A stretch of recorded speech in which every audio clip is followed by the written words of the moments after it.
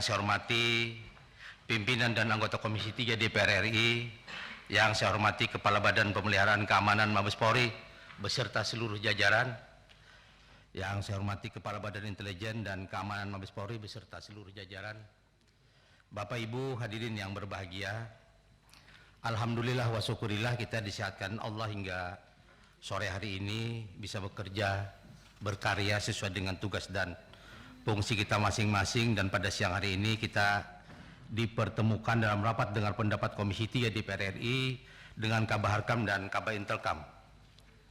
Berdasarkan laporan sekretariat telah hadir sebanyak 27 dari 52 orang anggota Komisi 3 dan 8 fraksi dari 9 fraksi. Oleh karena itu quorum telah terpenuhi dan telah sesuai dengan peraturan pasal 281 ayat 1 Peraturan DPR RI tentang tata tertib, maka perkenankan kami membuka rapat pada hari ini dan rapat dinyatakan terbuka untuk umum. Kami mengucapkan terima kasih atas kehadiran Kabah Harkam dan Kabah Intelkam beserta seluruh jajaran yang telah bersedia memenuhi undangan Komisi 3 DPR RI. Perkenankan kami menyampaikan rangkaian kegiatan RDP pada hari ini. Pertama, mendengarkan penjelasan Kabah Harkam dan Kabah Intelkam Mabes Polri atas pertanyaan tertulis yang telah diberikan oleh Komisi 3 DPR RI. 2, tanya jawab. 3, kesimpulan. 4, penutup.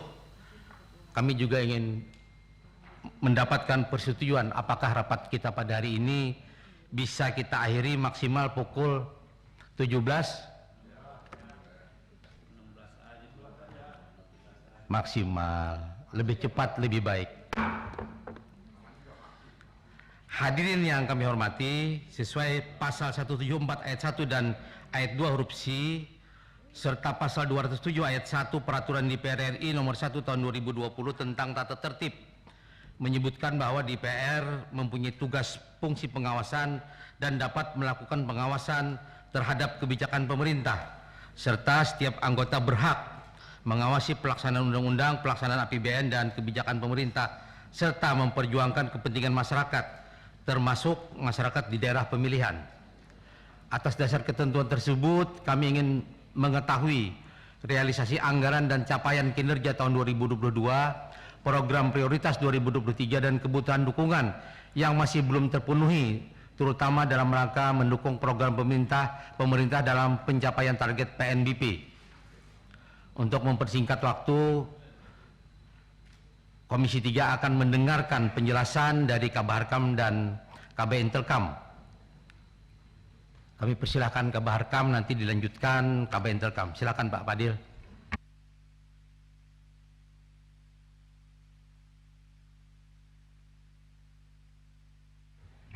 Terima kasih Bapak Pimpinan. Assalamualaikum warahmatullahi wabarakatuh. Salam sejahtera bagi kita sekalian. Salam, Om Swastiastu, Namo Buddhaya, salam kebajikan. Yang saya hormati, saya muliakan pimpinan rapat, dalam hal ini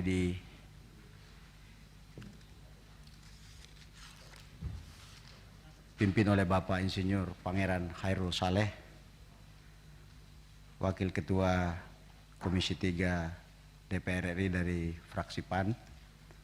Yang saya hormati, yang mulia anggota Komisi 3 DPR RI,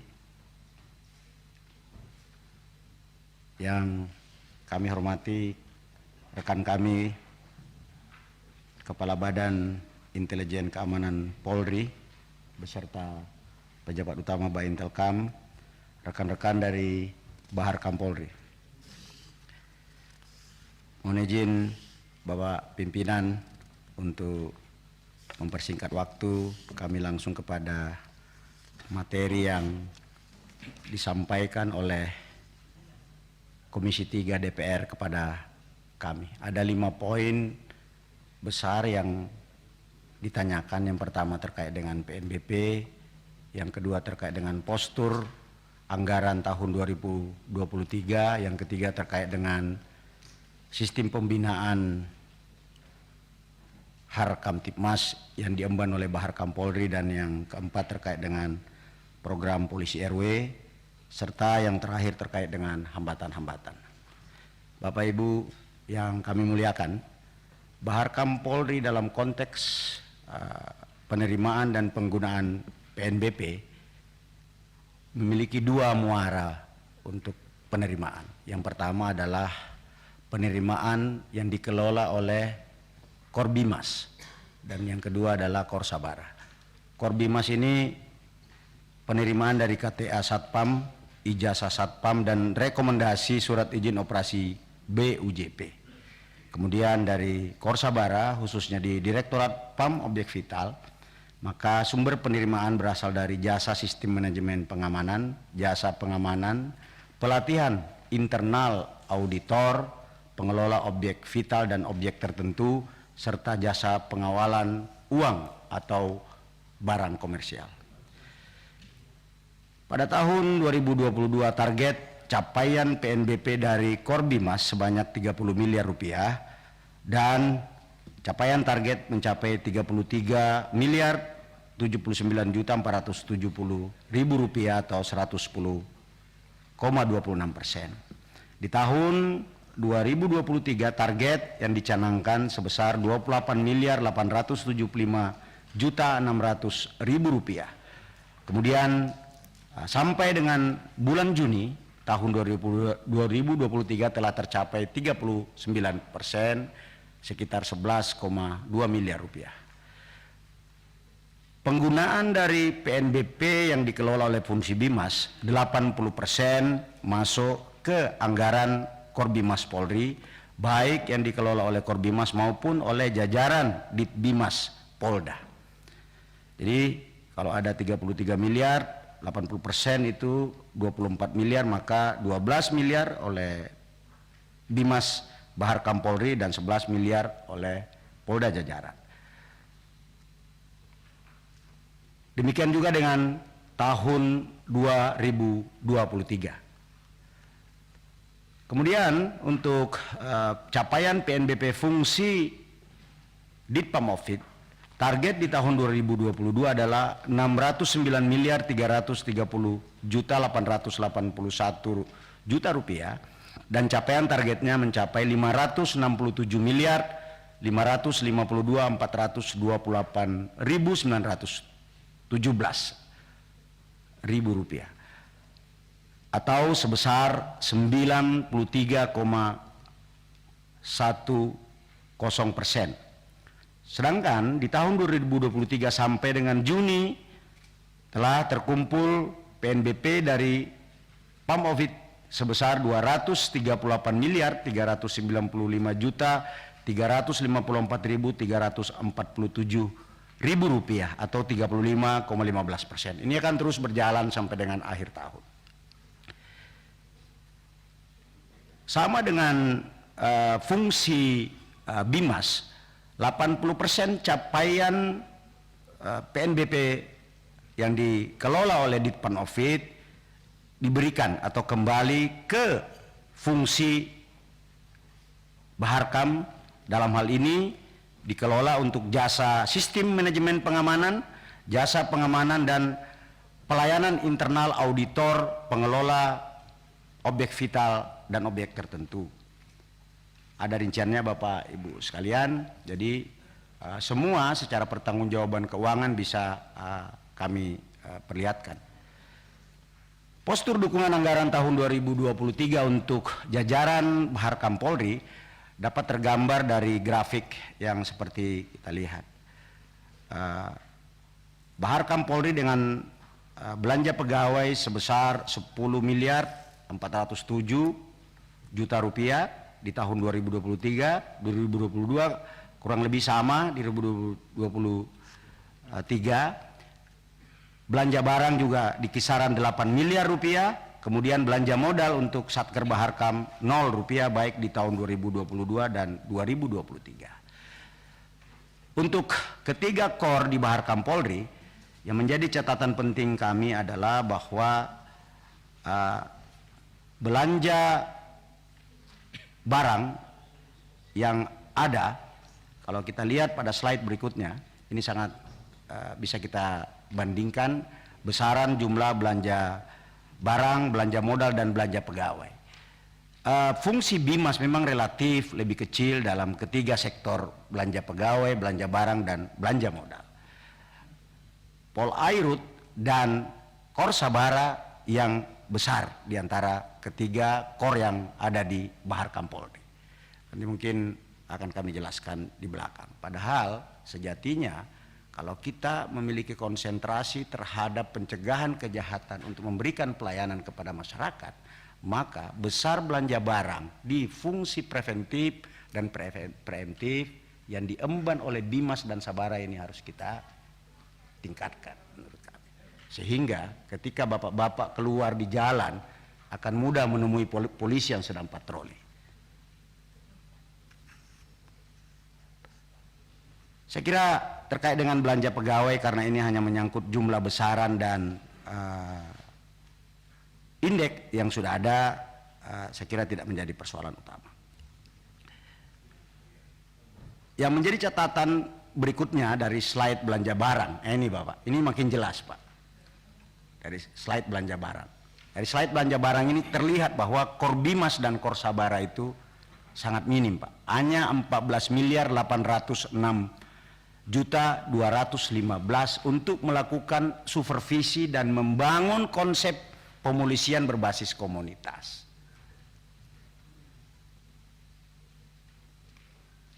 Kor Polairut menjadi besar karena memiliki kapal yang dia harus manuver dari pangkalan utama ke pangkalan yang ada di polda-polda. Nanti kami jelaskan kendala-kendala dalam belanja barang atau operasional yang walaupun nampaknya besar di Polairut, tapi sebenarnya masih relatif kecil untuk mengoperasionalkan jumlah kapal yang ada di Kor Polairut dan jumlah pesawat fixed wing dan helikopter. Kalau kita lihat belanja modal yang besar di Kor Sabara dan di Kor Polairut. Ini ada beberapa pengadaan terkait dengan kapal C2 dan C3 walaupun jumlahnya sangat terbatas. Angka 969 miliar dengan luas wilayah Indonesia sebesar ini, dengan postur belanja modal untuk memodernisasi dan memperbaharui kekuatan patroli laut dan pulau-pulau terluar dan pulau-pulau terdepan, ini perlu kita evaluasi bersama Bapak Ibu hadirin sekalian. Demikian juga dengan postur belanja modal di pol udara, dan itu juga sama. Maaf, tadi yang di Kor Sabara maksudnya. Dengan luas wilayah, kepadatan penduduk, dinamika geopolitik global, regional, dan nasional, saya kira ini menjadi tantangan kita bersama. Ini hanya untuk Satker Baharkam, Pak. Satker Baharkam. Karena menurut kami sinkronisasi, harmonisasi operasional preemptif dan preventif di Polda itu harus dikendalikan dengan ketat dan berkualitas. Quality insurance dari Polda itu dalam melakukan langkah-langkah patroli itu betul-betul mendapat sertifikasi dari Polda. Kalau dengan anggaran sebesar ini, saya kira ini sesuatu yang menurut saya jauh dari cukup. Terkait dengan pembinaan dan penyelenggaraan fungsi, Baharkam Polri, Kabaharkam bertugas sebagai unsur pelaksana tugas pokok yang berada di bawah Kapolri yang bertugas membina dan menyelenggarakan fungsi Harkam yang mencakup upaya peningkatan kondisi Kamtibmas guna mewujudkan keamanan dalam negeri. Dalam melaksanakan tugasnya sehari-hari, Kabaharkam Polri dibantu oleh 3 orang Kakor BIMAS, Kakor Sabara, dan Kakor Polairut. Masing-masing memiliki tugas dan tanggung jawab. BIMAS bertugas untuk melakukan intervensi kepada situasi atau happy-nya lebih kepada preemptif, faktor-faktor kriminogenik.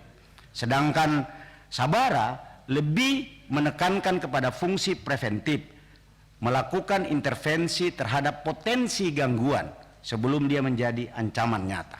atau kita kenal biasanya dahulu dengan police hazard.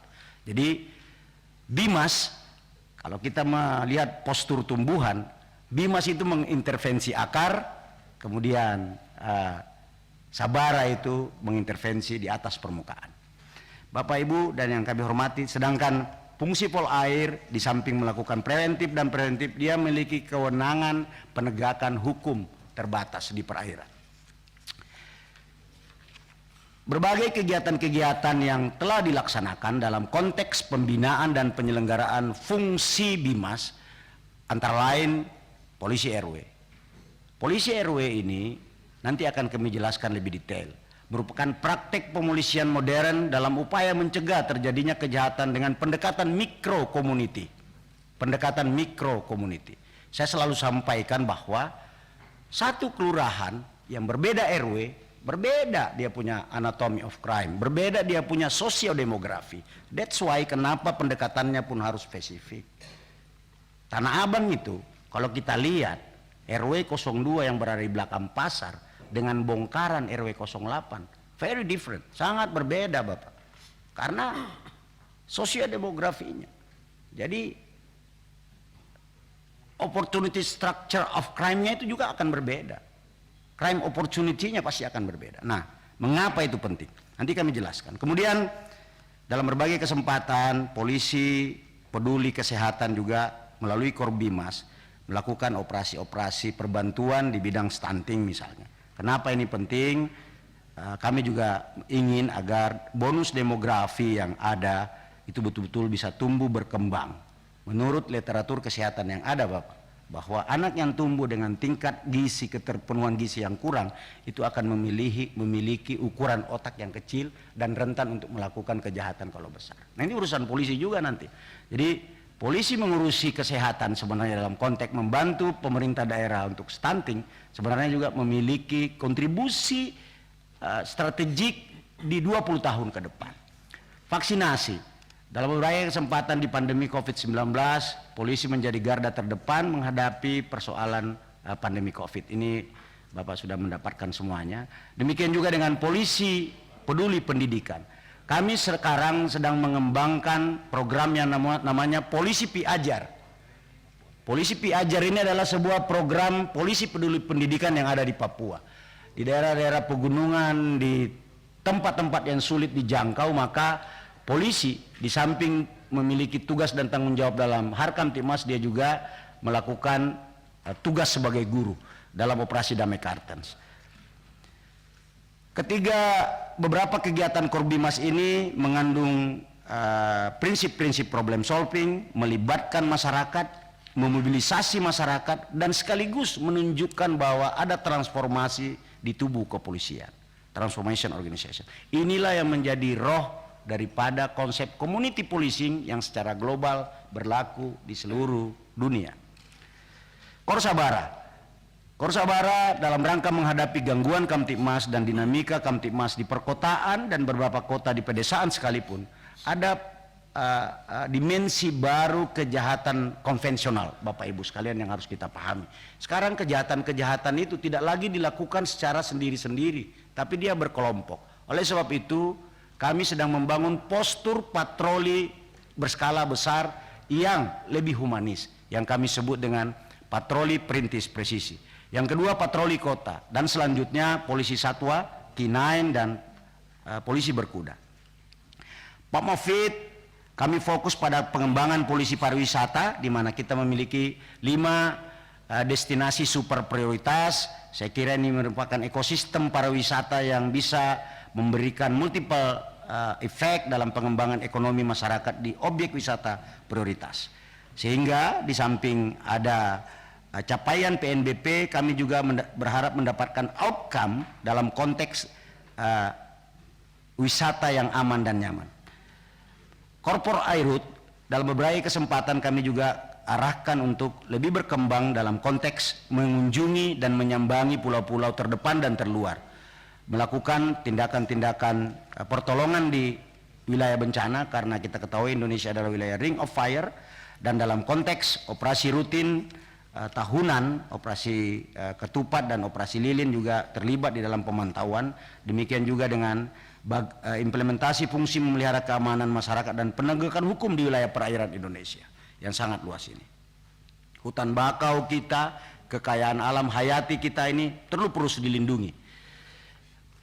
Berikutnya yang ditanyakan oleh teman-teman, mohon maaf bapak-bapak yang mulia anggota DPR terkait dengan polisi RW. Sebenarnya polisi RW ini adalah keberlanjutan program yang sudah dicanangkan oleh Kapolri sebelumnya, di mana Kapolri itu sangat terikat oleh sebuah grand strategi. Di zaman Pak Dai Bahtiar 2005 kita mengenal grand strategi Polri yang terdiri dari 3 aspek itu: transformasi kultural, transformasi instrumental, dan transformasi struktural.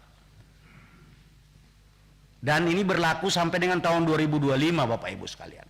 Jadi dalam Grand Strategi Polri 2005-2025 disebutkan bahwa strategi untuk mencapai strive for excellence dari partnership, kemudian trust building, partnership, dan strive for excellence adalah community policing. Saya ingin sedikit bercerita asbabun nuzul mengapa kemudian polisi RW ini lahir. Sehingga yang mulia anggota DPR memiliki pemahaman yang komprehensif, bukan karena Fadil sebagai Kabaharkam sehingga polisi RW ini datang. Sebenarnya kalau kita lihat dari Grand Strategi Polri 2005-2025 sangat jelas tergambar. Sampai kemudian Bapak Kapolri Jenderal Polisi Listio Sigit Prabowo menggunakan model pemolisian predictive policing. Kalau kita lihat di zaman Pak Tito problem oriented policing, di zaman Pak Badrodin dengan disorder policing, dan sebelumnya. Jadi sebenarnya sejarah kelahiran model pemolisian dengan orientasi pencegahan kejahatan itu tertuang sangat jelas dalam Grand Strategi Polri. Dasar kebijakan tentunya dia sangat melihat daripada RPJPN, RPJPMN, dan seterusnya RKP. Polri juga menyesuaikan dengan Grand Strategi, Renstra, dan Renja. Renja Kapolri 2020 sampai dengan 2023. Bapak Kapolri dengan presisinya predictive policing. Kenapa prediktif? Di era perkembangan teknologi digital, IT, data menjadi penting. Data menjadi penting. Jadi segala sesuatu bisa diprediksi dengan data. Itulah predictive policing, sehingga ancaman Kamtibmas ke depan bisa lebih akurat dalam konteks manajemen Harkamtibmas dalam pendekatannya. Apakah pemolisian, implementasi pemolisian di saat ini sudah sesuai? Mengacu kepada Grand Strategi, Renstra, Renja, dan evaluasi di lapangan, menurut kami diperlukan optimalisasi dan fokus. Tata kelola organisasi, pengembangan sistem dan metode ini perlu dipertajam Bapak dan Ibu sekalian. Jadi di atas kertas sebenarnya dalam Grand Strategi jelas tertulis di situ. Dalam rencana strategi juga 5 tahunan juga jelas tertulis di situ. Oleh sebab itu kami memandang bahwa diperlukan optimalisasi dan fokus agar kita mengikuti apa yang menjadi Grand Strategi Polri. Karena ini melalui riset Bapak Ibu sekalian.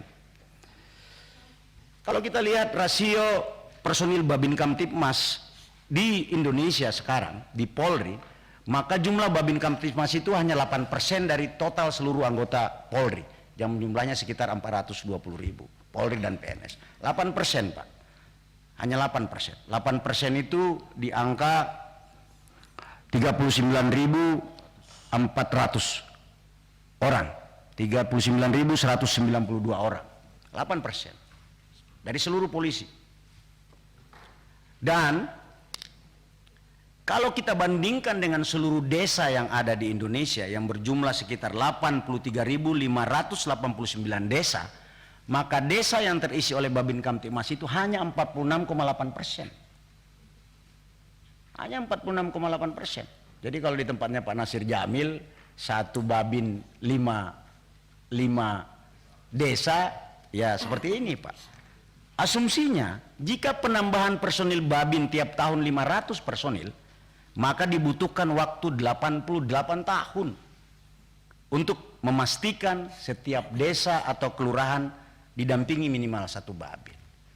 Apakah kita pengen 88 tahun, Pak, baru ada satu Babin di setiap desa? Nah, saya kemudian memutar otak, membuka literatur, melihat bagaimana model pemolisian yang harus kita kerjakan. Renstranya bilang begitu, faktanya berbeda ini. Nah, ini yang terus kami. Tapi ini terus mengalami kemajuan tiap tahun, Pak. Nah, hanya ada 5 Polda atau 5 provinsi dengan jumlah Babin Kamtipmas yang 100%. DKI Jakarta, DIY, Daerah Istimewa Yogyakarta, Bali, NTB, dan Bangka Belitung. 12 provinsi dengan persentase 50-70%, sedangkan 17 provinsi kurang dari 50%. Jadi kalau desanya di situ ada 100, berarti hanya 50 yang terisi, Pak. Lainnya itu dirangkap. Nah, ini merupakan analisa mikro tentang penggunaan sumber daya organisasi, manusia dan anggaran. Sementara tantangan Babin Kamtipmas ke depan, di samping tantangan tugas, juga akan ada yang memasuki masa pensiun, Pak. Dalam 5 tahun ke depan, ada sekitar 825 Babin Kamtipmas yang pensiun. Artinya, setiap tahun personil Babin berkurang rata-rata 160 personil. Tidak mudah, Pak, kita memindahkan anggota lalu lintas. Izin Dan, saya mau jadi Babin. Enggak seperti itu, langsung kita pindahkan. Tidak bisa, Pak. Dari Brimob misalnya, saya sudah tua, Pak, saya mau dinas di kampung halaman sendiri, saya jadi Babin aja, tidak bisa, Pak. Babin Kamtipmas harus memiliki interpersonal skill. Babin Kamtipmas harus memahami tentang kejahatan itu. Karena itu yang akan dia kerjakan, mereduksi wilayah, mereduksi kejahatan, melakukan security assessment, membantu mengembangkan daya cegah dan daya tangkal di desa itu, agar desa itu memiliki kekuatan. Contoh sederhana, ketika saya menjadi Kapolda di Jawa Timur, di dapilnya Pak Arteria ini ada sering maling sapi. Simple, Pak, ternyata. Karena sapinya berkeliaran. Setelah Babin Kamtipmas melakukan security assessment di situ, lalu kemudian pemuka desa diajak bicara, dibuatkan kandang. Lalu semua sapi di malam hari masuk di kandang itu, lalu dironda, Pak. Nggak ada lagi maling sapi, Pak. Inilah yang akan dilakukan oleh polisi-polisi RW itu. Bayangkan kalau satu desa terdiri dari 10 duku, 10 dusun. Satu kelurahan di Jakarta terdiri dari 15 sampai 20 RW. Dengan density kepadatan penduduk, di Jakarta ini ada satu kecamatan yang jumlah penduduknya 200.000, Pak. Artinya kalau dia punya 10 kelurahan, dia punya 20.000 penduduk di situ yang harus diawasi. Gimana, Pak? Dia bisa awasi. Satu RW berarti 2.000 orang dia harus kelilingi. Tidak mungkin dengan dinamika yang begitu besar. Nah, ini data awal, dan ketika kita melihat kesuksesan negara-negara maju yang bisa keluar dari trap tentang paradigma dan konsep pemolisian, mereka kita bisa jadikan contoh dan acuan, Pak. Karena proses mereka bisa keluar dari trap paradigma pemolisian, dari pendekatan penegakan hukum ke pendekatan paradigma pencegahan kejahatan itu, mereka melakukan riset, Pak. Ada beberapa faktor pengendalian sosial yang menjadi kendala. Pengendalian sosial ini maksudnya pengendalian sosial terhadap kejahatan. Ini, Pak, ada beberapa poin. Tidak mampu menyesuaikan organisasi, tata laksana dan tata cara kerjanya. Ini trap, Pak. Apakah Polri harus kita biarkan masuk dalam trap bahwa untuk membuat sebuah wilayah aman maka penegakan hukum harus diperkuat? Ini kan yang terjadi sekarang. Apa-apa nangkap, apa-apa nangkap, apa-apa nangkap. Apakah kita dengan menangkap 10 ton narkoba kemudian angka prevalensi narkoba itu akan menurun? Kan nggak seperti itu, kan belum tentu Pak. Tapi penguatan basis komunitas agar orang tidak menggunakan narkoba ini perlu dibangun kesadaran.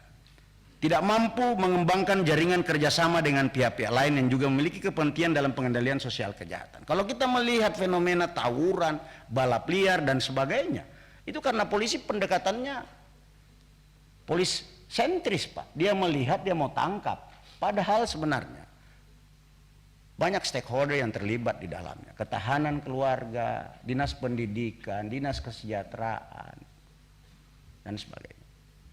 Nah, ini. Jadi ini antara lain Pak. Di internal.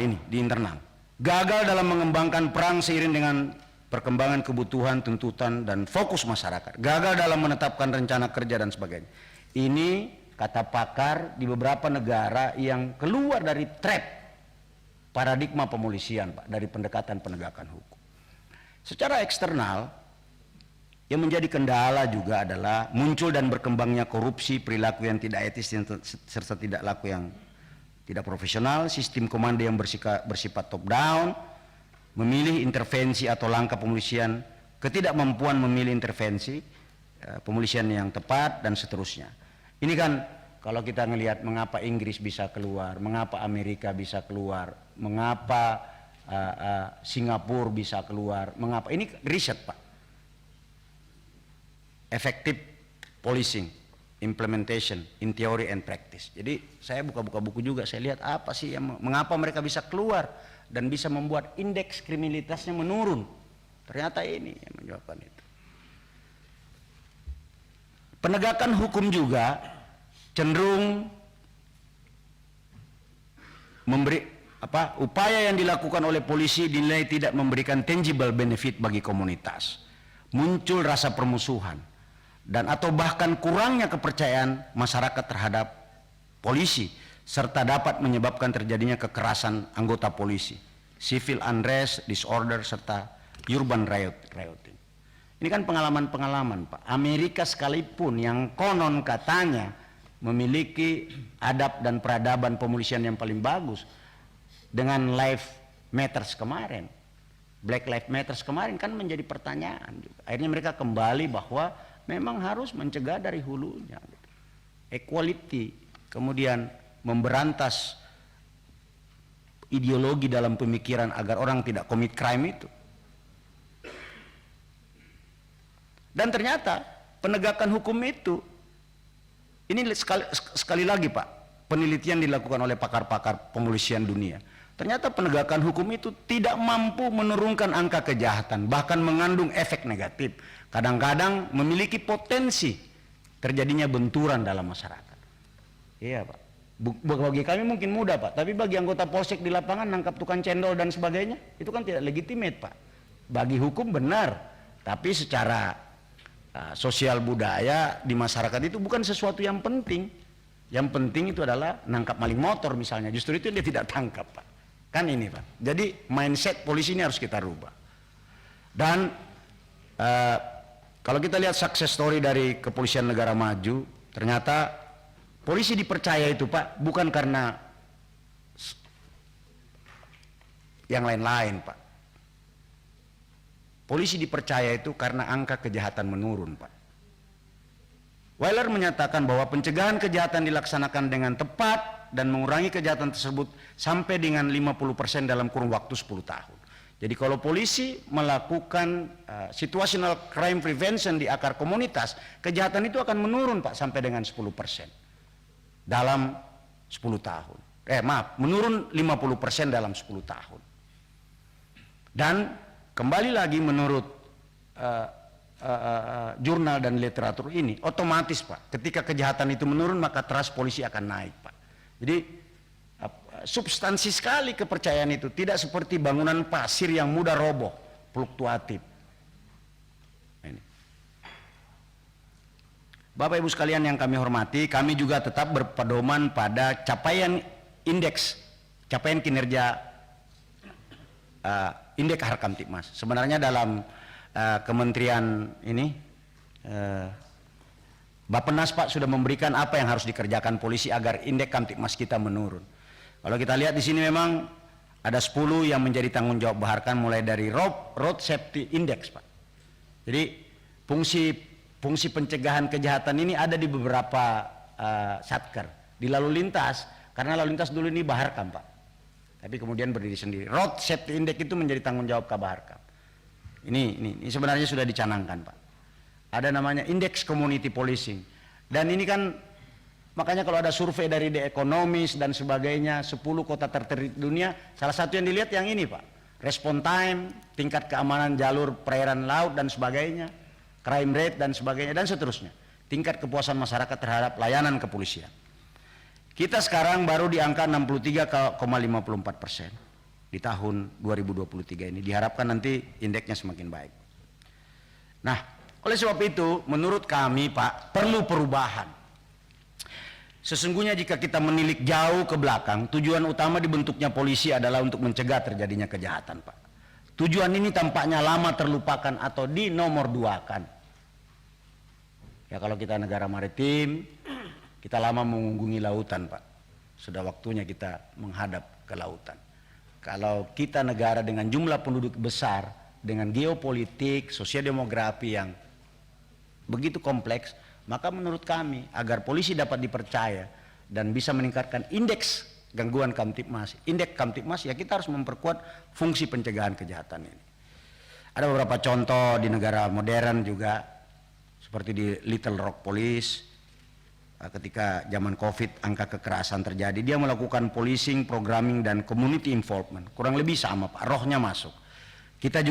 Kami juga sudah mempraktekkannya ketika menjadi Kapolres, Kapolda, ada namanya Sigahtan, penguatan Siskamling, Kampung Tangguh Semeru, bagaimana meningkatkan ketangguhan Kamtipmas, ketangguhan kesehatan dan ketangguhan ekonomi. Dan vaksinasi kemudian menjadi berhasil karena dilakukan di tingkat RW.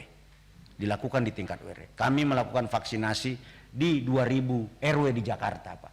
Dengan kemampuan suntik 150 sampai dengan 2000. Jadi kalau orang bertanya kenapa DKI angka persentase vaksinasi 70% menuju herd immunity itu cepat, karena basis penyuntikan kami di RW, Pak.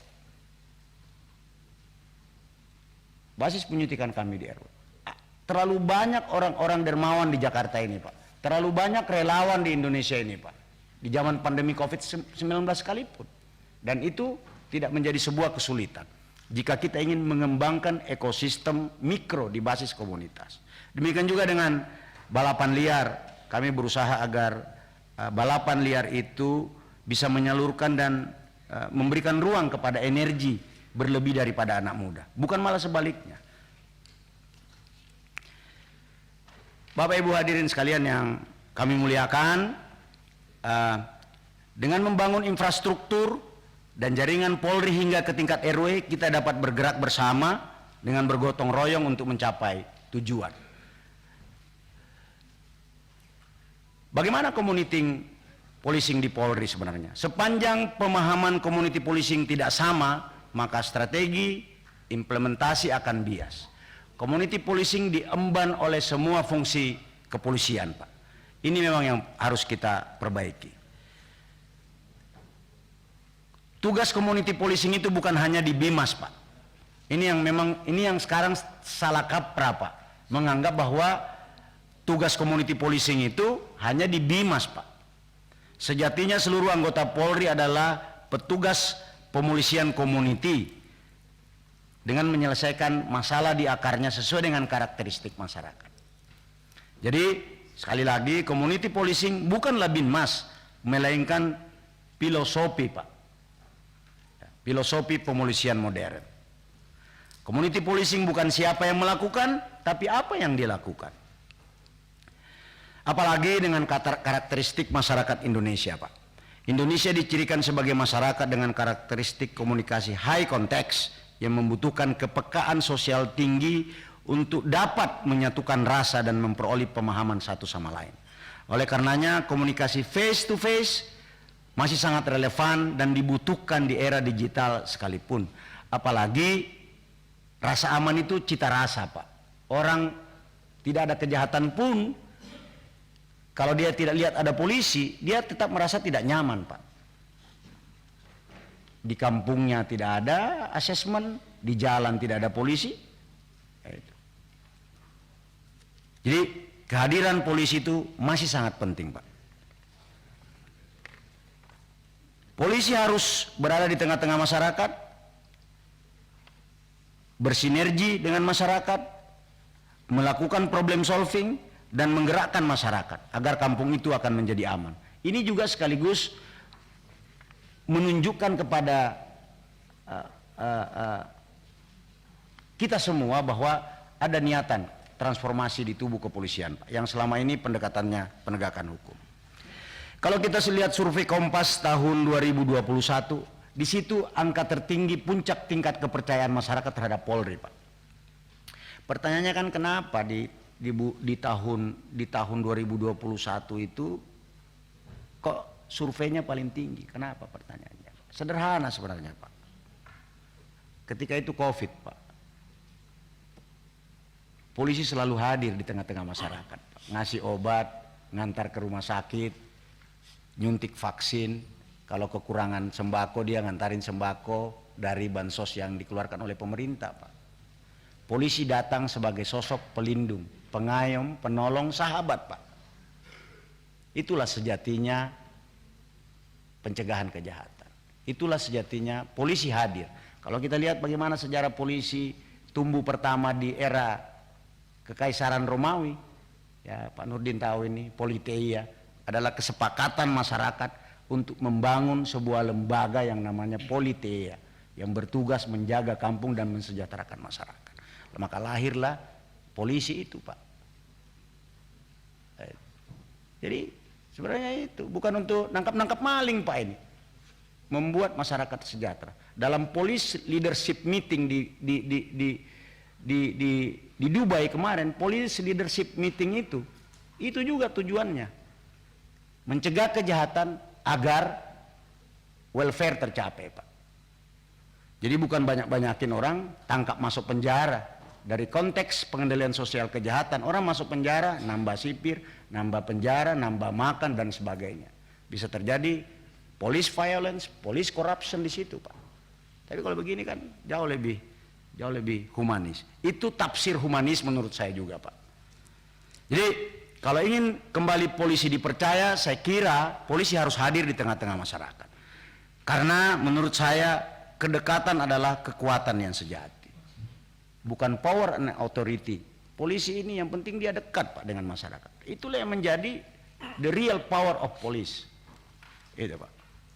Nah, dalam berbagai kesempatan kami selalu menyampaikan kepada generasi muda Polri bahwa Anda harus menjadi seorang leader, Pak, dalam situasi yang penuh dengan uncertainty ini. Volatility ini, uncertainty, complexity dan ambiguity ini.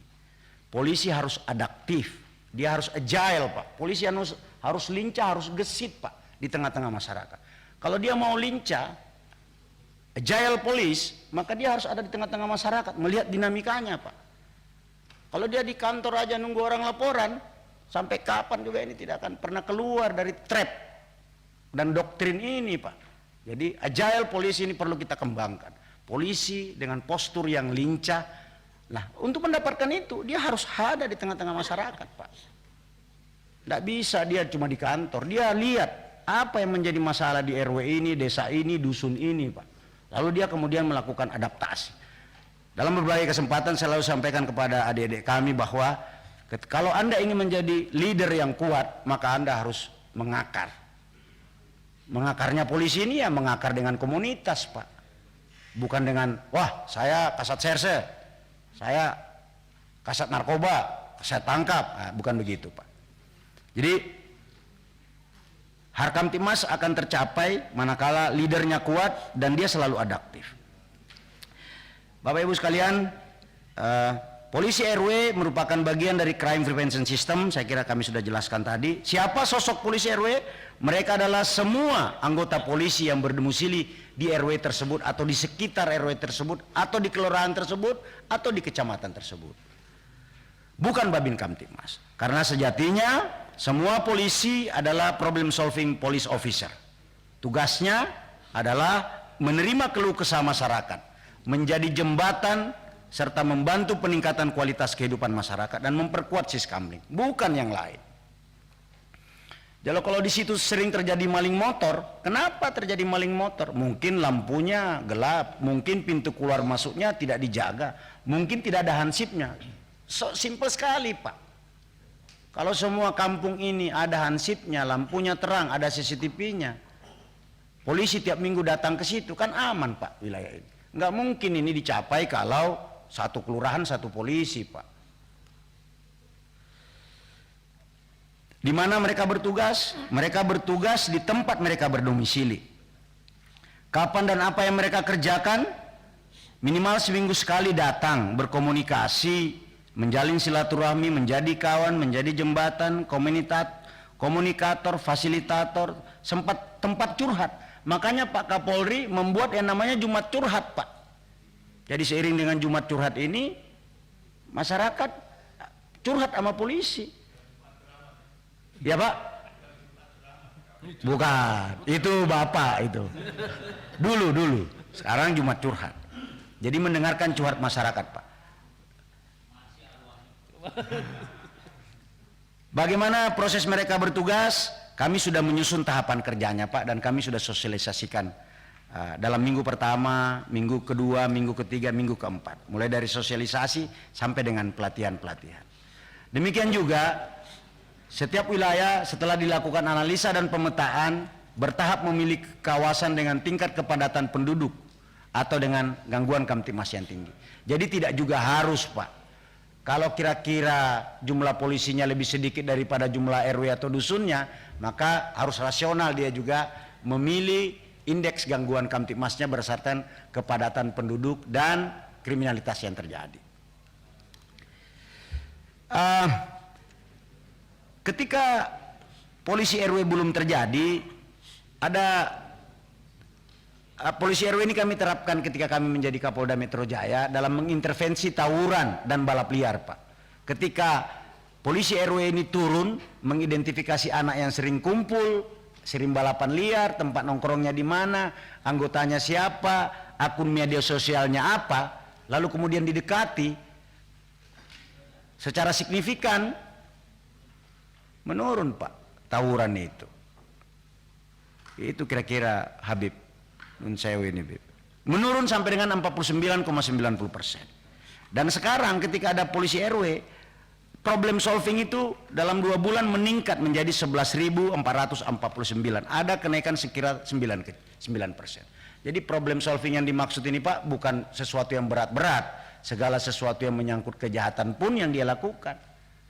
Seperti yang kami sampaikan tadi, yang gelap diterangin, akses terlalu banyak, dia tutup, pos kamlingnya tidak ada, dia buat, dia latih, gitu, Pak. Jalannya berlubang, dia rapikan, rumah kos yang kosong dia patroli dan sebagainya, ya mobilnya diparkir, dia minta supaya diparkir dan sebagainya, Pak.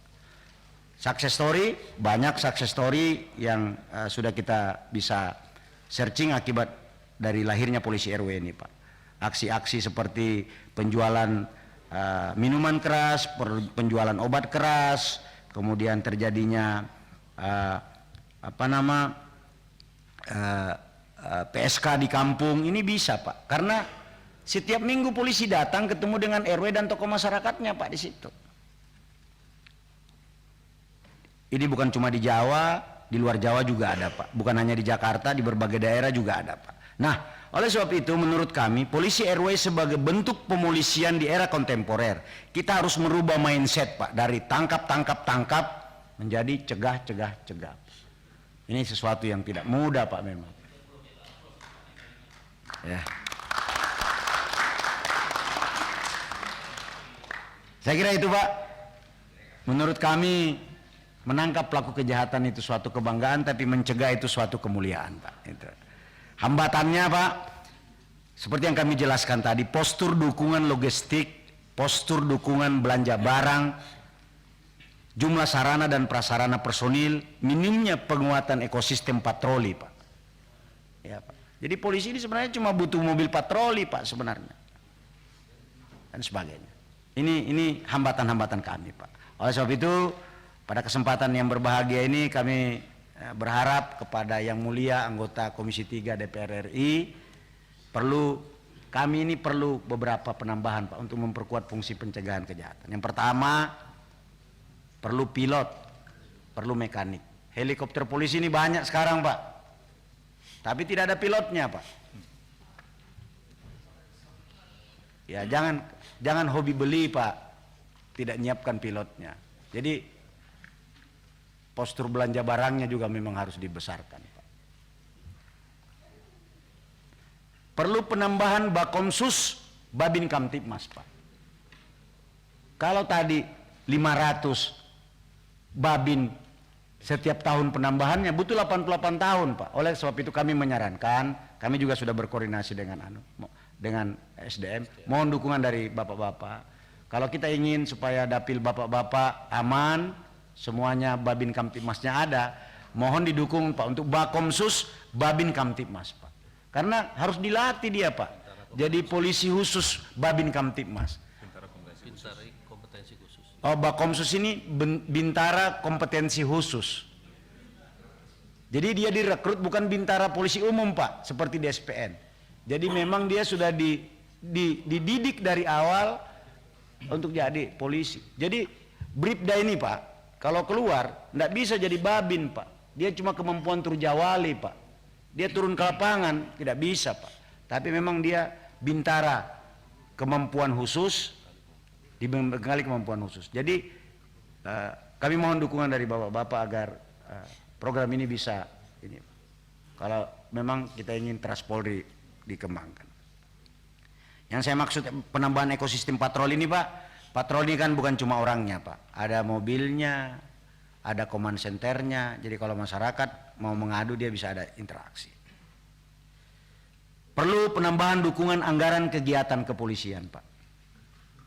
Saya ambil contoh misalnya ini Pak, ini bensin kita ini contohnya ini Pak, ini bensin kita ini Pak, ya slide berikutnya aja nih Pak, ini kita lihat nih Pak, ini kalau kita lihat Pertamax ini Pak, tadinya 2 juta liter, sekarang itu 2023 seluruh Indonesia cuma 1,7 juta liter, gimana Pak tambah tahun tambah berkurang ini Pak. Jadi yang berikutnya Pak terkait dengan penambahan dukungan anggaran peningkatan dan perawatan kemampuan personil. Bimas ini Pak sederhana Pak, dia tidak butuh kapal, tidak butuh helikopter Pak, dia cuma butuh ditingkatkan kemampuannya Pak sesuai dengan karakteristik dan dinamika. Dia cuma butuh HP Pak untuk komunikasi, dia cuma butuh laptop. Dan tentunya kami berharap ada dukungan anggaran modernisasi Almatsus Baharkam secara bertahap Pak, secara bertahap, karena bagaimanapun modernisasi apalagi menghadapi grand strategi 2025-2045 Pak. Polri yang modern menghadapi perkembangan teknologi informasi. Kami juga sedang menyusun roadmap tentang modernisasi Baharkam Polri di 2025-2045 supaya kita bisa mengantar Indonesia ini ke dalam pintu gerbang Indonesia Emas. Indonesia maju menuju Indonesia Emas Pak. Saya kira itu Pak, mohon maaf apabila kekurangan, kami menyadari bahwa banyak hal yang mungkin masih kurang dari apa yang kami kerjakan pada kesempatan yang berbahagia ini. Kami tentu sangat terbuka mendapat masukan dan kritikan, serta bantuan dan dukungan Bapak untuk mengawasi kegiatan ini, karena DPR memiliki fungsi legislasi untuk kita semua, memiliki kewenangan pengawasan untuk kita semua. Mudah-mudahan ikhtiar kami ini Pak untuk Polri yang lebih presisi, yang lebih dekat dengan masyarakat, on the track, sehingga kepercayaan Polri tidak seperti bangunan pasir yang mudah roboh Pak, ketika memiliki pondasi yang kuat di akar komunitas dengan program-program pencegahan kejahatan yang sudah kami canangkan sesuai dengan arahan Bapak Kapolri. Sekian dan terima kasih. Wassalamualaikum warahmatullahi wabarakatuh. Baik, terima kasih Kabah Harkam. Selanjutnya kami persilahkan Kabah Intelkam 30 menit ya Pak Wahyu. Silakan Pak Wahyu. Assalamualaikum warahmatullahi wabarakatuh. Salam sejahtera untuk kita semua. Shalom, Om Swastiastu, Namo Buddhaya, Salam Kebajikan. Yang saya hormati pimpinan rapat, Bapak Insinyur Pangeran Khairul Saleh MM. Yang kami hormati, saya muliakan seluruh anggota Komisi 3 DPR RI. Yang saya hormati rekan saya, Pak Kabar Kampolri, Pak Fadil, dan seluruh perwira tinggi PJU jajaran Bahar Kampolri, serta rekan-rekan dari Pak Intel Kampolri. Tentunya dalam kesempatan ini pertama-tama kami mengucapkan terima kasih atas nama seluruh jajaran Pak Intel Kampolri, mengucapkan penghargaan dan terima kasih kepada Ketua Komisi 3 DPR RI beserta seluruh anggota yang terhormat atas dukungan dan kerjasama yang telah diberikan selama ini kepada jajaran Pak Intel Kampolri. Pimpinan serta anggota Dewan terhormat, sesuai dengan undangan yang diberikan kepada kami, terdapat 4 poin yang menjadi bahasan, diantaranya adalah yang pertama, capaian target PNBP tahun 2022 dan pemanfaatannya, serta target pencapaian PNBP di tahun 2023. Yang kedua, program prioritas Pak Intel Kampolri. Yang ketiga, pola sinergisitas dengan intelijen lembaga lain. Dan keempat, pelaksanaan tupoksi dan hambatannya. Pimpinan serta anggota Dewan yang kami hormati dan kami muliakan, PNBP di Pak Intel Kampolri ini didapat dari 2 sumber, Pak. Yang pertama dari SKCK, dan yang kedua dari izin SEMPI non-organik TNI Polri dan juga handak komersial. Target PNBP Pak Intel Kampolri pada tahun 2022 adalah sebesar Rp305.907.800.000 dan realisasi sebesar Rp267.052.151.000 atau 87% dari target. Capaian target ini tidak tercapai sampai 100%, salah satunya dikarenakan pada tahun 2022 masih dalam kondisi COVID, sehingga masih banyak anggota masyarakat yang perusahaan-perusahaan yang belum beroperasi secara optimal. Kemudian adanya isu krisis ekonomi yang berdampak pada perusahaan-perusahaan melakukan efisiensi keuangan, dan belum adanya perekrutan pegawai baru pada instansi pemerintah selama tahun 2022. Karena banyakkan SKCK ini diperoleh dari mereka-mereka yang mendapatkan lapangan pekerjaan. Ketika masyarakat menginginkan pekerjaan, lapangan kerjanya banyak, maka target PNBP-nya juga akan banyak. Sedangkan target PNBP pada tahun 2023 adalah sebesar Rp305.993.800.000 dan realisasi sampai dengan 31 Mei 2023 senilai Rp117.982.315.000 atau sekitar 38%. Sedangkan penggunaan atau pemanfaatan PNBP di Bainkel Kam sesuai dengan Surat Menteri Keuangan nomor S748 MK02 2021 tentang perihal persetujuan penggunaan dana PNBP pada Polri digunakan untuk yang pertama dalam rangka modernisasi Almatsus dan sarana-prasarana yang terdiri dari pengadaan peralatan Polri baik pada tingkat Mabes, Polda maupun Polres, kemudian dukungan manajemen serta teknis sarana-prasarana di tingkat Mabes Polri, Polda maupun Polres. Sedangkan program pemeliharaan keamanan dan ketertiban masyarakat terdiri dari kegiatan dalam rangka mereduksi transnational crime, kemudian pencetakan material SKCK, material surat senjata dan lain sebagainya. Kemudian dalam rangka melaksanakan survei kepuasan masyarakat, kegiatan pelatihan kompetensi petugas SKCK, karena seluruh petugas SKCK yang ada ini harus mendapatkan sertifikasi. Kemudian juga diberikan untuk memberikan honor pelayanan dan supervisi, serta yang kedua melaksanakan analisis keamanan dalam bentuk produk-produk analisis, yang ketiga menyelenggarakan strategi keamanan dan ketertiban bidang ideologi, politik, ekonomi, dan sosial budaya. Pimpinan serta anggota Dewan terhormat, postur anggaran Polri pada tahun Pak Intel Kampolri pada tahun anggaran 2023 adalah sebesar Rp4.968.330.603.000 dengan rincian program modernisasi Almatsus dan sarana prasarana Pak Intel Kampolri dengan anggaran sebesar Rp4.611.705.415.000 dan program profesionalisme SDM pada personil Pak Intel Kampolri dengan anggaran sebesar Rp7.019.040.040 yang terdiri dari peningkatan kemampuan kualifikasi dan keahlian personil Intelkam Polri, baik dalam bentuk pelatihan di dalam maupun di luar negeri.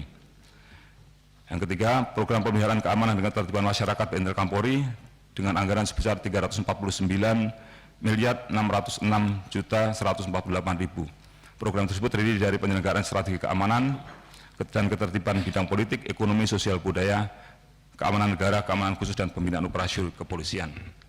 Berdasarkan komposisi anggaran belanja pegawai pada Intelkam Polri adalah sebesar 68.617.434.000 rupiah, realisasi sebesar 36.854.627.514 rupiah atau 53,71%.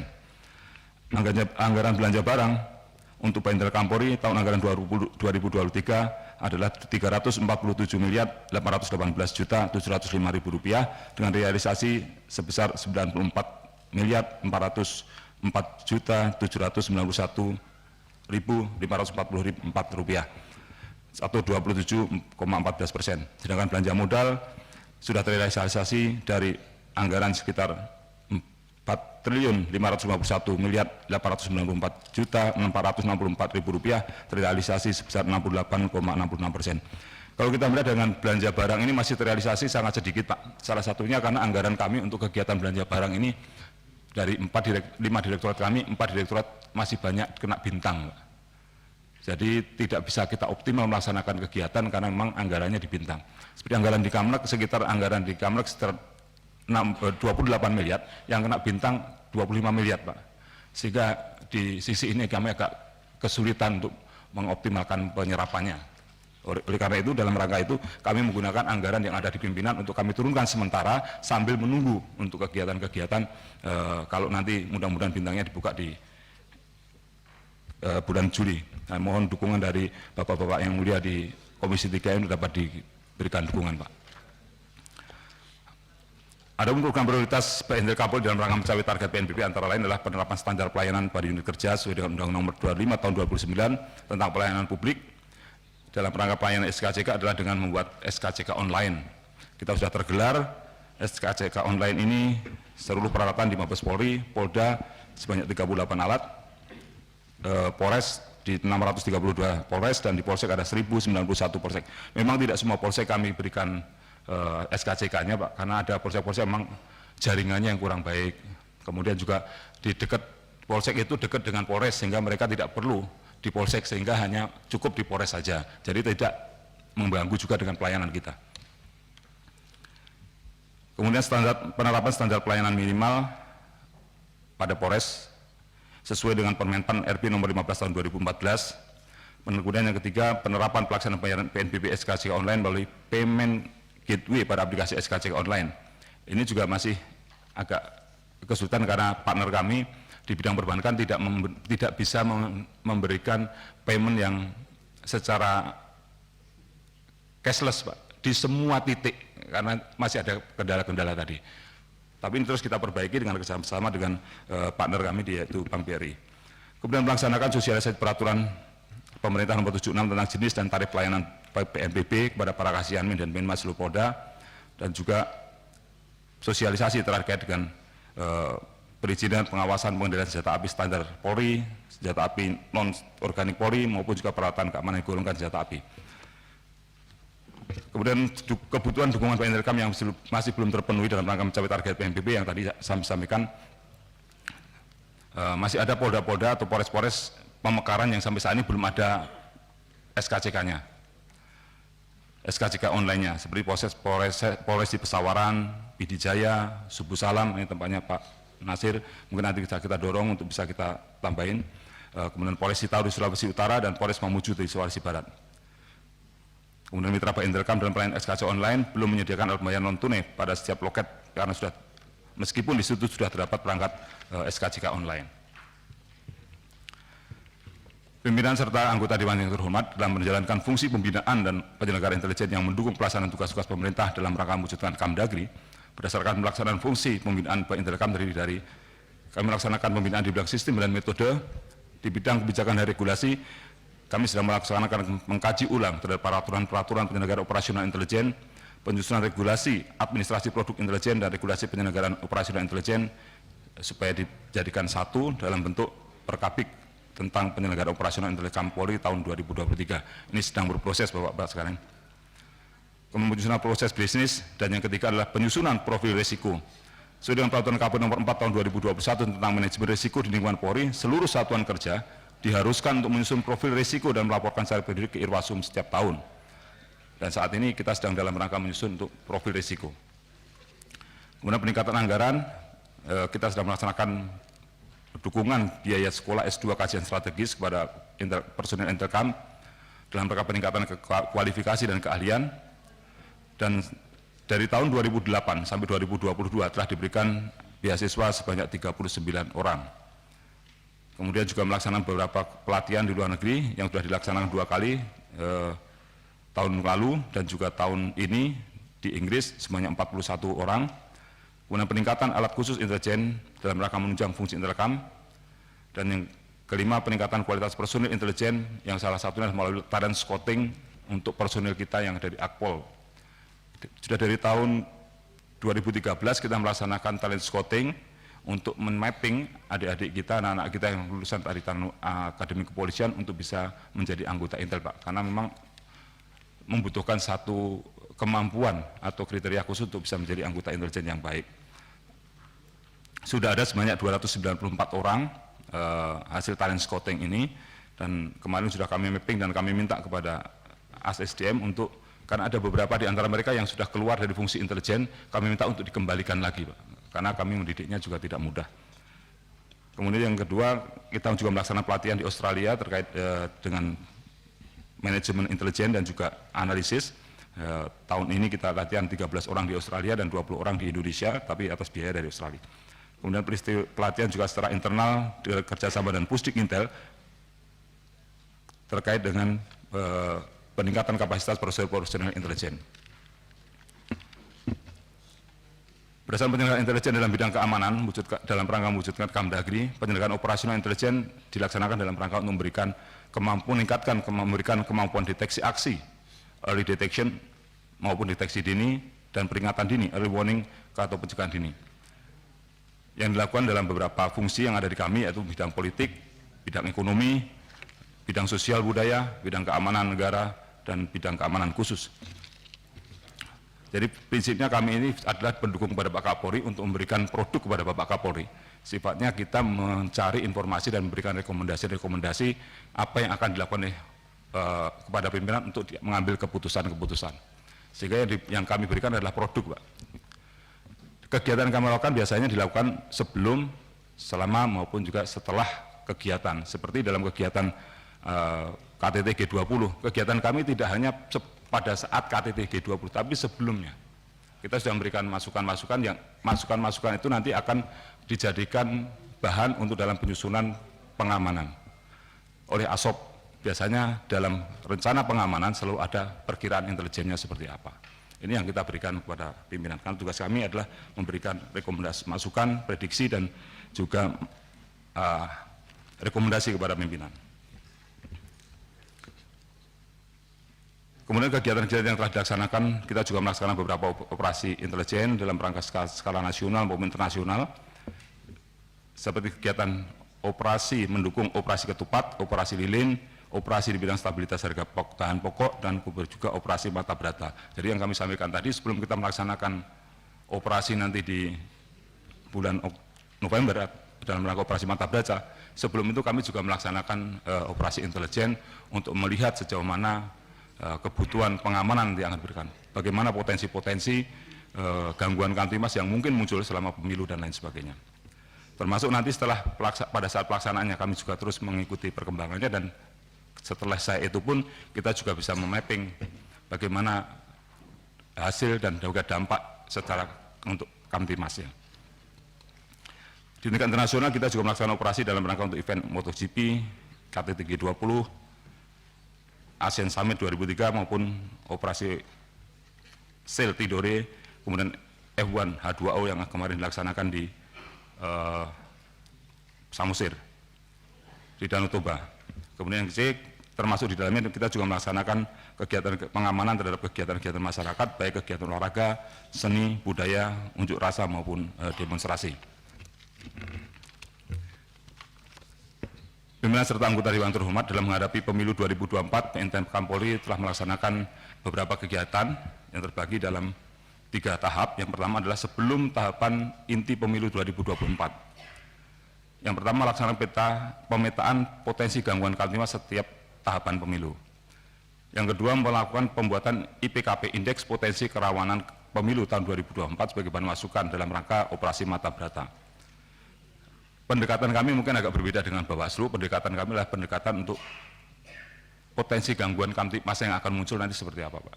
Sehingga kita bisa memberikan masukan kepada pimpinan untuk menyusun rencana operasi kepolisian yang dapat mengamankan jalannya pelaksanaan pemilu di tahun 2024 ini dengan baik. Ini telah dilaksanakan yang pertama pada bulan Agustus 2022. Secara umum kondisi di 3 provinsi, ada 3 provinsi dalam kategori rawan, yaitu Jawa Barat, Maluku Utara, dan Sulawesi Selatan. Kemudian juga 2 provinsi yang sangat rawan, Papua Barat dan Papua. Tapi ini sifatnya dinamis, Pak. Dinamis dan terus bisa berubah. Ini prosesnya kita ada beberapa alat ukur yang sudah digunakan, dan ini juga kita gunakan pada tahun 2019 untuk alat ukur potensi kerawanannya. Kemudian tahap 2, Februari 2023, ada 2 provinsi kategori rawan, yaitu Maluku Utara dan Papua Barat, dan provinsi kategori Jawa Timur, sangat rawan ada di Jawa Timur dan Papua. Tahap 3 belum dilaksanakan, nanti akan dilaksanakan pada bulan Oktober 2023. Kemudian kita juga melaksanakan kerjasama dengan penyelenggara pemilu, baik dengan KPU, Bawaslu, dan DKPP, melaksanakan kegiatan cooling system dengan melibatkan seluruh tokoh masyarakat, pemberdayaan tokoh agama, tokoh masyarakat, tokoh adat untuk mendukung pemilu yang lancar dan damai. Kemudian melaksanakan operasi dalam rangka menciptakan kondisi agar situasi kamtipmas tetap kondusif. Yang keenam, melaksanakan praoperasi Mata Brata dalam rangka mendukung keberhasilan pemilu 2024, dan juga kita melaksanakan monitoring media-media sosial terkait dengan isu-isu hoax, ujaran kebencian, dan lain-lain, serta melaksanakan deteksi aksi intelijen sebagai bentuk antisipasi untuk mereduksi isu-isu supaya tidak menyebar sehingga tidak terjadi polarisasi di masyarakat. Kemudian juga melaksanakan kerjasama dengan stakeholder terkait dalam rangka pengelolaan manajemen media. Terkait dengan saat tahapan pemilu inti 2024, kita bersama-sama dengan penyelenggara pemilu, partai politik menggelurakan pemilu damai beserta stakeholder terkait, serta melaksanakan kegiatan-kegiatan yang sifatnya untuk membangun kebersamaan, deklarasi misalnya dengan deklarasi siap menang, siap kalah, dan lain sebagainya.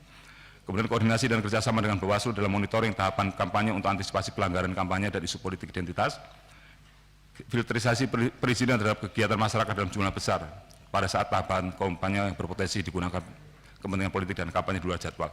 Ini misalnya pada saat kampanye nanti, karena kita juga sedang fokus pada kegiatan pemilu, kita melihat memfilter betul perizinan-perizinan apabila akan dilaksanakan event-event di luar kegiatan kampanye, di luar kegiatan pemilu yang akan mendatangkan atau mengumpulkan massa dalam jumlah besar, karena akan memiliki kerawanan tersendiri. Termasuk memfilter kehadiran polisi dalam kegiatan partai politik maupun dalam rangka kampanye, kecuali dalam rangka pengamanan. Ini untuk menjaga netralitas kita.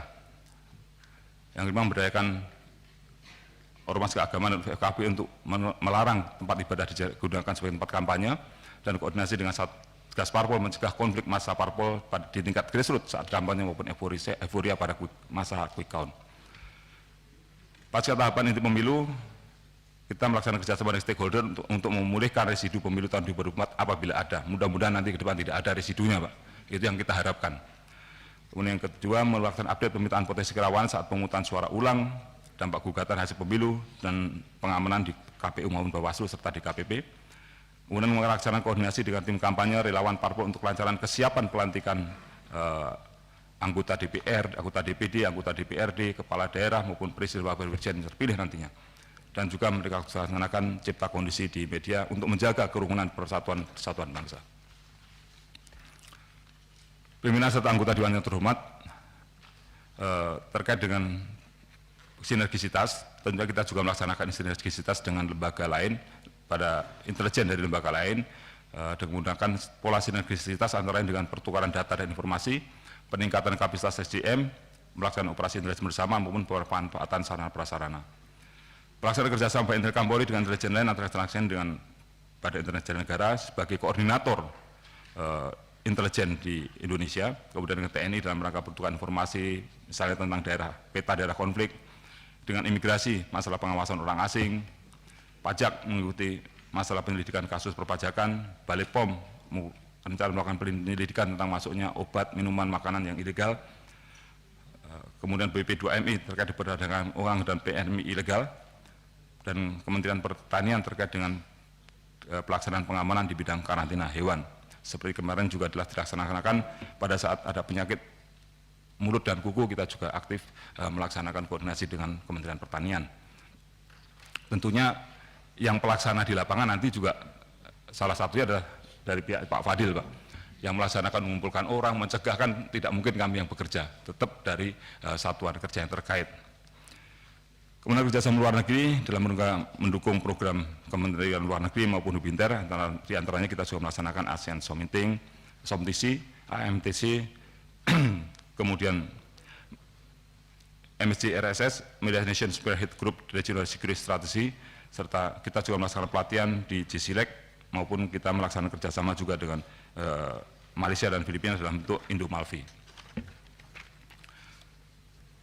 Pimpinan serta anggota Dewan yang terhormat, di bidang hambatan-hambatan pelaksanaan tupoksi Bapak Intelkam di bidang pembinaan dan operasional di beberapa hal.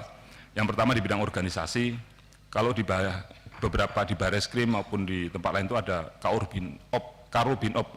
Sekarang di kami ini Karurenmin tapi merangkap juga Karubinop. Sehingga perlu ada perubahan struktur sehingga betul-betul Karurenmin hanya mengurusi perencanaan dan administrasi, sedangkan untuk bidang operasionalnya bisa di bawah Karubinop. Nanti mohon dukungan dari bapak-bapak dan ibu-ibu yang ada di Komisi 3 untuk dapat mendukung kami dalam rangka untuk menggulkan pembentukan struktur yang ini.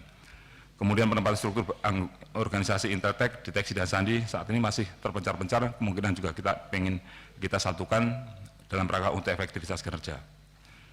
Di bidang sumber daya manusia, hambatan-hambatan pada SDM Polri, masih banyaknya ruang jabatan kepangkatan inspektur polisi di tingkat Mabes Polri maupun sampai tingkat Polda dan Polsek untuk mengisi jabatan Kanit, Panit, Sudik, SP, karena masih banyak kekurangan kami, Pak, khususnya pada kepangkatan AKBP dan Kompol. Unit Osmena pada tingkat Polsek jumlahnya masih terbatas. Bapul Baket kita paling 1 orang, 2 orang, ini masih sangat kecil, Pak, dibandingkan dengan kebutuhan di Polsek dalam rangka untuk pengumpulan informasi dan intelijen. Dari DSP kita di Bapak Intelkam sendiri itu 466 orang, jumlah anggotanya realnya baru 304 orang, Pak. Masih sangat jauh juga. Kemudian di seluruh tingkat Polda, DSP kita 62.334 orang, sekarang baru ada 30.450 orang. Ini khususnya pada tingkat pelaksana paling bawah, karena yang justru kita pengen butuhkan dan tambah itu adalah terutama yang tingkat paling bawah, Pak, di Polsek, Pak.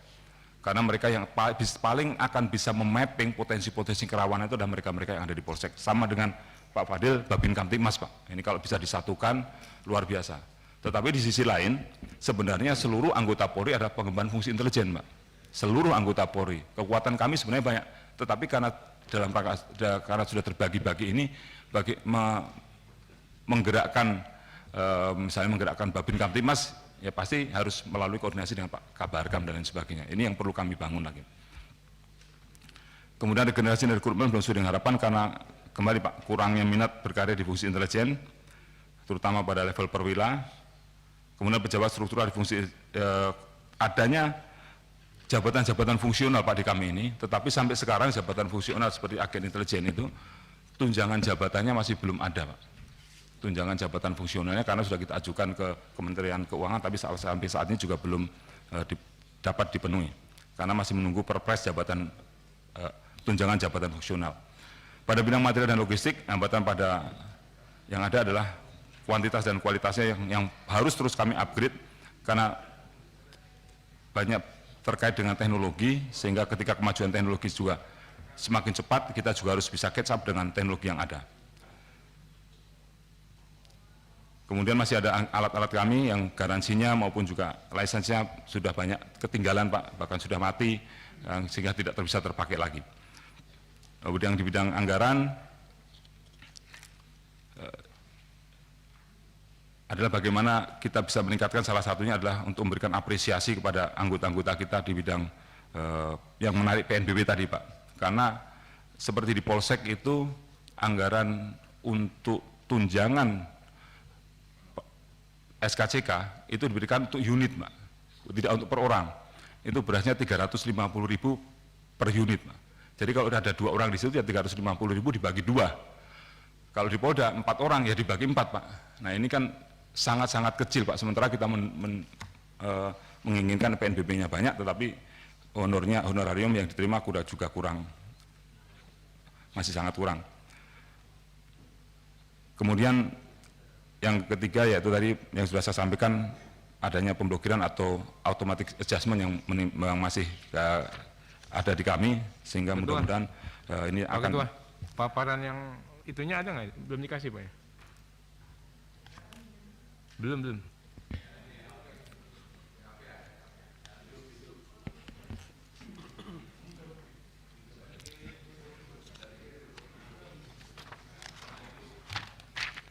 Belum dikasih Pak, Kabak Intel.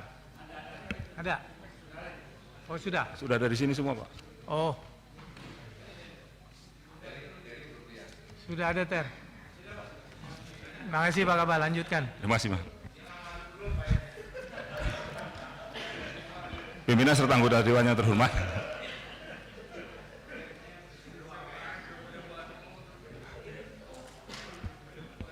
Demikianlah penyampaian materi pada rapat dengar pendapat sore hari ini. Kami mohon masukan, saran, serta dukungan dari para anggota Dewan yang terhormat.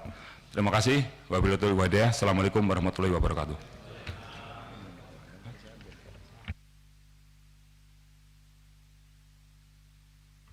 Baik, terima kasih Pak Kabak Intelkam. Bapak Ibu anggota Komisi 3 yang saya hormati, kita telah mendengarkan paparan dan penjelasan dari Kabak Harkam dan Kabak Intelkam. Selanjutnya sesuai dengan acara yang kita setujui bersama, kita masuk pada acara pendalaman atau tanya jawab. Saya daftar dulu yang mau bertanya. Nanti kita kanan kiri saja ya. Ya Pak Hinca, ntar nih kanan dulu nih. Pak Supri, kanan dulu, dicatat. Pak Tobas. Siapa lagi? Pak Wihadi. Bentar Pak, ini kanan dicatat dulu Pak, masih dicatat. Sabar Pak, sabar. Bimantoro. Pak Suding, Pak Santoso, Pak Arteria. Nggak apa-apa, tanya terus aja, paling selesai jam 9 kan dan nonton bola gitu aja. Yang mau tanya aja. Kanan sudah semua? Nah, yang kiri Pak Mulfari, Pak Nasir Jamil,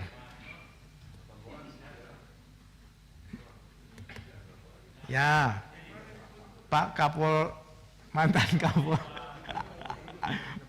Kapolda, ya kan mantan Kapolda, Pak Saparudin, oh Ibu Rizka, Pak Johan Budi, sudah tutup Pak yang kanan Pak, siapa lagi? Sama lagi. Sudah? Cukup. Pak Iksan tidak tanya? Ya. Abu Bakar. Baik, kita mainnya kanan kiri. Silakan kita mulai dari Pak Hinca Panjaitan.